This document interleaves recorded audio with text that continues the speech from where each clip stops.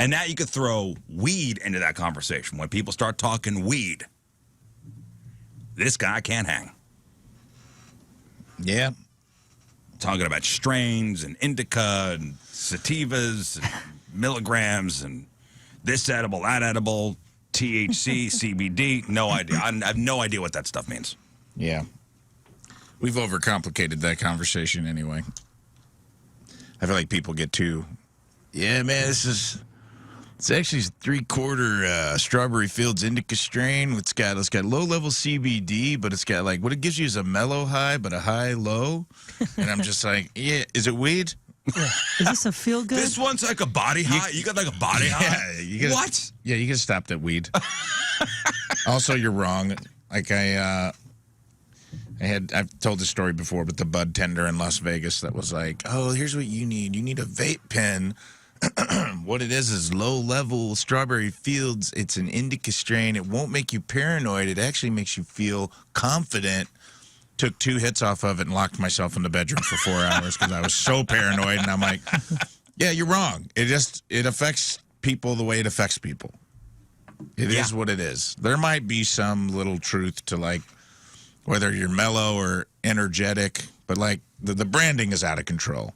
Yeah. Well, Hey, it affects everybody differently. Focus. 420 focus. And I'm like, nah.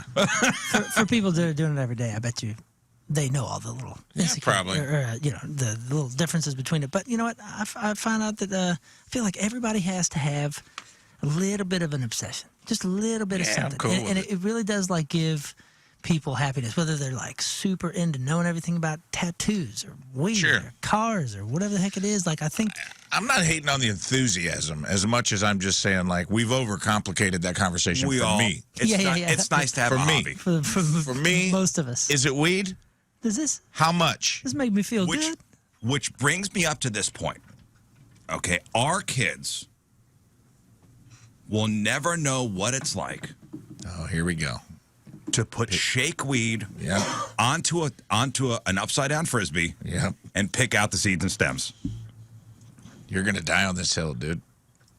They won't. They will never understand. And let me ask you something. Oh, they might. Is this something you feel they're missing out on? Is this something I feel like you need to work for that joint. But they're paying for it, man, and some of it's fixing our roads. Is that going to be the new, like, I'd rather than instead pay of for the like, convenience. is that going to be the new, we're so, like your grandpa taught you how to change a tire and, you know. Back in my day. Yeah, now we're like, have a seat, sonny. You're not even I'm going to picking teach you to stems. pick the seeds and stems out of what. Yeah, it's like a rite of passage. Like, you know, your dad teaches you how to shave. This is a $20 quarter. You ever heard of that before? Buffalo nickel. Yeah, exactly. Yeah, they'll never know. They'll never know, Rafe. They'll know if you show them. Hey, and good for them. Where could you even find that weed? Grow it on your farm, dude. Riz Farms, home of the shake weed. Yeah. That's your new. You quit radio to start growing like substandard cheap weed. Yeah, cheap weed. There's going to be a market for that eventually. Yeah, just so your kids can learn lessons. Yeah, dirt weed. Yeah, that's what it is. Welcome to Dirt Weed Farms, where we talk cars, weed, And guns. and guns ad nauseum. You know, I've had somebody come back from a dispensary and show me, you know, they got the canister of what they got. And they go, look how beautiful. Oh, look how beautiful. I'm like, I can't hang with this. it does. This stuff is crazy now. It is impressive. It is impressive that in such a short time, science is just like. Oh, yeah, they got it down. Oh, boy, man. Look at the colors. Look at the hairs. Look at the smell. Ooh. Yeah. Because the stoners who were picking out the seeds and stems on an upside-down frisbee are now the ones that are growing the stuff. And they're like, I've got a degree. I don't want to do this again. So I'm going to develop a weed where we don't have to. That's what I'm saying, man. We need to get these weed guys on some other diseases. Seems like science made some pretty big strides in a real short time. Can we take this obsession towards cancer? Yeah. What's wrong with Mexican brickweed? Come on. Nothing, man. You can grow it on Riz Farms. No one's stopping you, dude. You don't even have to buy the seed. Just buy the brick and, like, blow it like a dandelion out onto your property. See what happens? See what happens. See what happens. Life finds a way.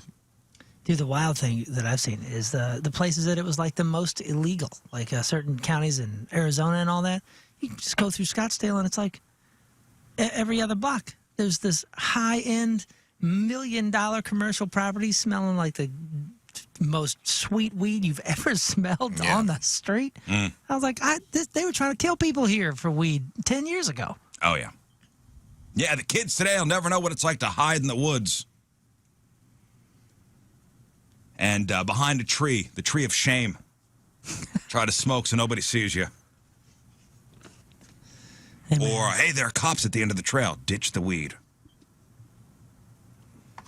Ditch the weed. It's a new world. It's a new world.